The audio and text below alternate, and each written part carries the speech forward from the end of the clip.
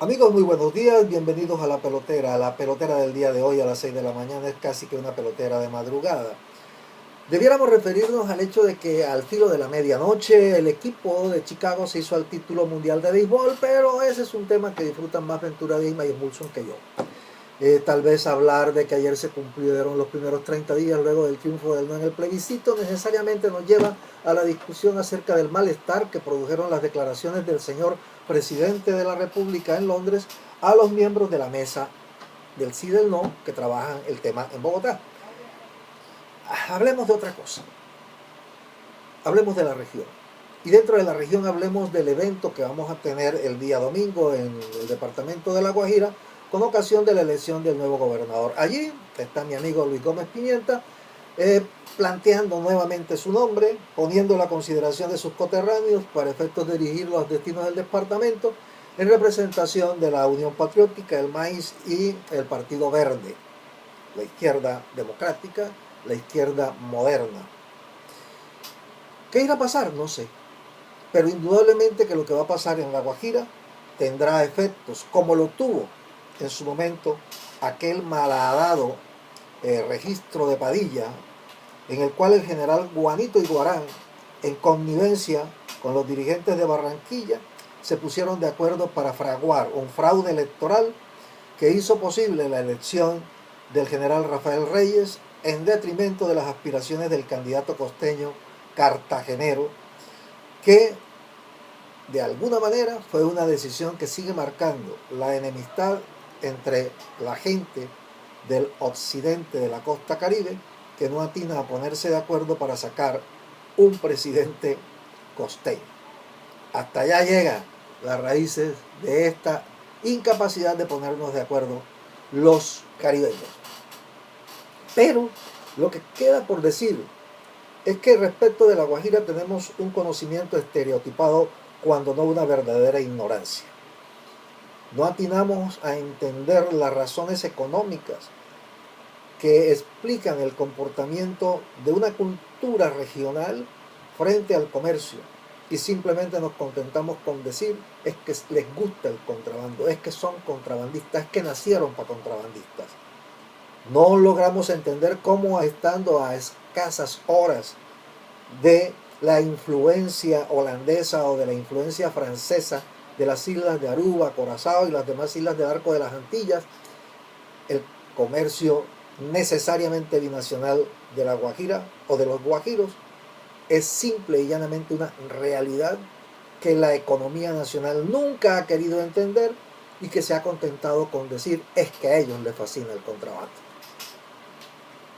Tampoco entendemos los colombianos aquello de la nación guajira.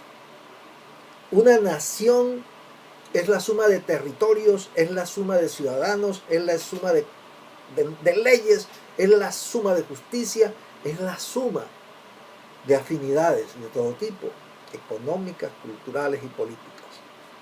Y negándole la realidad política, se le ha quitado al guajiro el alma que lo amarra a su propia tierra.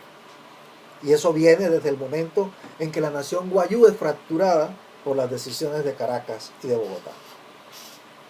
Y decimos, es que son unos indios. Tan no lo entendemos que recuerdo que alguna vez me contrataron para rendir unas opiniones sobre una campaña del plan de atención básica en salud. Eran unas piezas publicitarias en donde aparecía una niña con una manta guajira en estado de embarazo.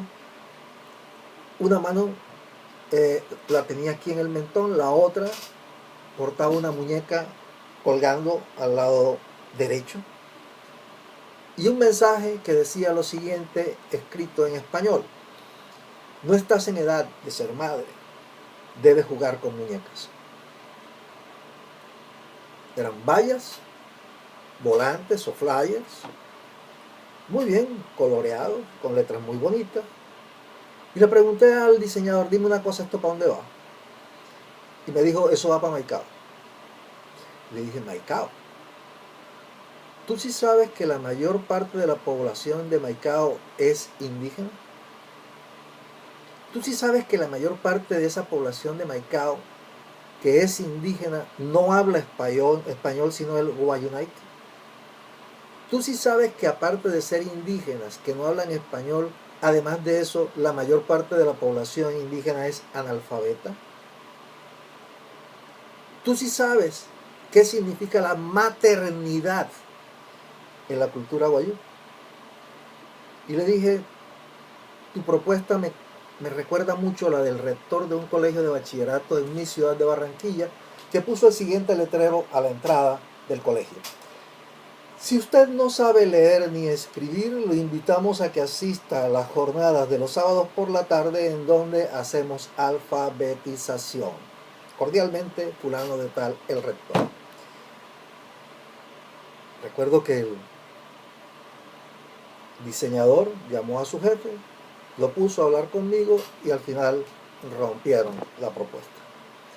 La incomprensión de la cultura, la incomprensión de la realidad socioeconómica de los guajiros es quizás uno de los mayores problemas que hemos tenido para poder articular estas culturas con la realidad de nuestro país. Simplemente son contrabandistas, son indios, no entienden, son atrasados, son esto y lo otro. Quizás es una de las razones para justificar la expoliación, para justificar la manera como estas comunidades han sido tratadas, que estando sentadas, montadas sobre mares de riqueza, representadas en minerales como el carbón y el gas, llevan a que esta región sea un paradigma de lo que es la industria extractiva dentro de un sistema capitalista. Una forma de empobrecer los territorios, de empobrecerlos espiritualmente y de condenarlos a la pobreza absoluta, luego de que unos pocos se llevan lo que allí antes había. Recuerdo que siendo superintendente del SENA, un día llegaron unos señores gringos para hablarnos del montaje de una empresa en La Guajira para extraer carbón, y se identificaban como Morrison Knudsen, y llegaron al SENA a buscar secretarias bilingües. Las buscamos en Santa Marta, no había; las buscamos en Barranquilla, no había; las buscamos en Cartagena, no había; las buscamos en Valledupar, ahí sí que menos; y en Riohacha, ni idea. Hubo que tomar las hijas de los más ricos de Barranquilla, egresadas del Marymount, del St. Mary y del Parrish, para enseñarles a escribir a máquina y a tomar notas en taquigrafía. De tal manera que aquello que fue una oportunidad para las hijas de los más pobres de La Guajira, benefició a las hijas de los más ricos de Barranquilla. Hoy ya están para pensionarse, si no es que ya se han pensionado. Bueno, llegaron y nos dijeron luego: necesitamos gente que sepa de ferrocarriles. Lo único que había de ferrocarriles en la época eran los talleres de reparación, que básicamente era un taller de soldadura para reparaciones menores en Santa Marta. No había más, hubo que buscar gente en la zona siderúrgica para traerla a trabajar en el proyecto. Otro día nos dijeron: necesitamos gente que sepa de explotación en minas a cielo abierto. En ningún lado.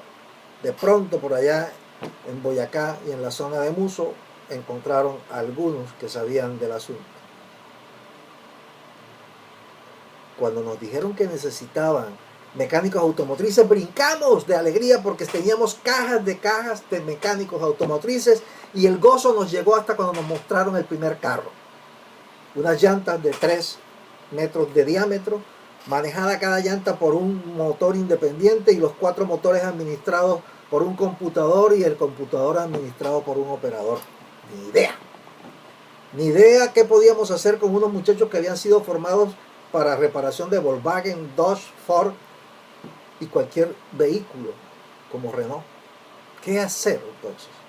Aquella decisión que se tomó era la única posible: montar un centro de entrenamiento en la playa, al lado entre Puerto Colombia y Barranquilla, que se conoció como el Centro de Sarabanda, llamado también el Pelú, llamado también Centro de Entrenamiento de la Morrison Knudsen, donde hoy funciona la Universidad del Atlántico.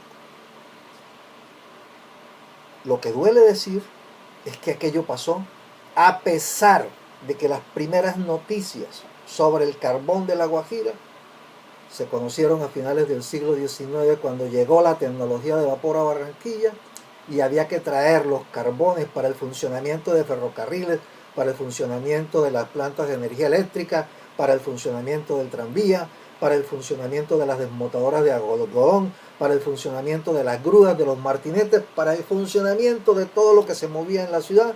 Había que traer los carbones minerales desde las minas de Santander, entrando por el lado del Zulia o yendo hasta Maracaibo para salir al mar y llegar a Barranquilla en viaje de cabotaje.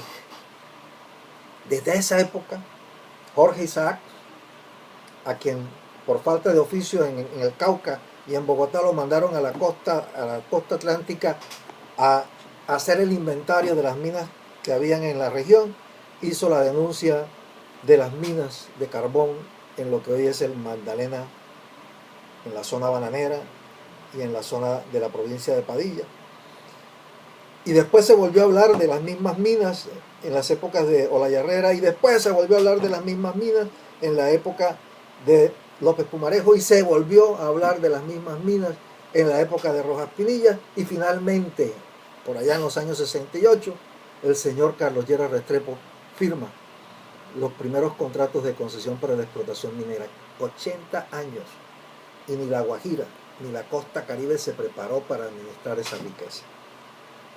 Y vuelvo y lo repito, no sabemos qué va a pasar con esta elección del fin de semana, pero lo que sí puede uno afirmar es que el proceso de reacomodamiento de la economía colombiana a las condiciones del comercio mundial coincide con esta crisis que anuncia un fraude electoral en el departamento de La Guajira, y que va a tener su impacto en la formación del poder político regional en el Caribe, tal como ocurrió en aquella época de general Rafael Reyes Boyacense y del candidato cartagenero, a quien los barranquilleros, los amarios, los valduparenses y los riohacheros le hicieron mamola y lo dejaron viendo un chispero. Ganó el cachaco y la costa quedó escindida, y de eso todavía no nos hemos recuperado. Bueno, no es más, tampoco es menos. Seguiremos conversando y veremos a ver qué pasa en La Guajira este fin de semana. Chao.